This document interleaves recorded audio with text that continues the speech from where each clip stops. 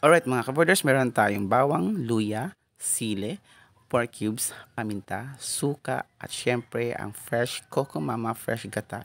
Syempre meron tayong isda na tulingan or pirit tawag sa amin kasi gagawa tayo ng paksiw sa gata. Unahin natin yung bawang sa kaluya, tapos yung mga isda, lagay natin. Then after nyan, lagay natin timpla natin ng salt and pepper. O, paminta, English yun paminta saka asin.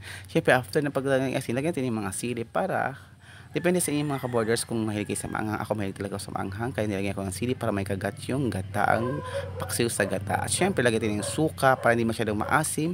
Naluan ko ng tuba na suka, mga kaborders. Ayan, tapos lagyan natin sa kawali, sa kalan, sindi ng kalan sa mahinang apoy, pakuluin hanggang sa kumulo. Pag kumulo na, pag alam ng luto na, ilagay natin yung pork cubes, kalahati ng ginamit ko mga kaborders. At syempre, yung mint leaves or bawing tawag sa amin tawag yan. So, pag kumulo na, baliktarin mo lang para mapantay yung luto, lalo na yung ulo. Tapos, pag luto na, lalagay natin yung fresh gata na Coco Mama. Sobrang sarap niyang mga kaborders. Takpan, pakuluan na maigi hanggang sa kumulong-kumulo. Depende sa inyo kung gaano nyo kapakulo ang inyong isda hanggang sa maluto siya mga kaborders. Ayan mga kaborders, luto na siya. Pwede na siyang kainin.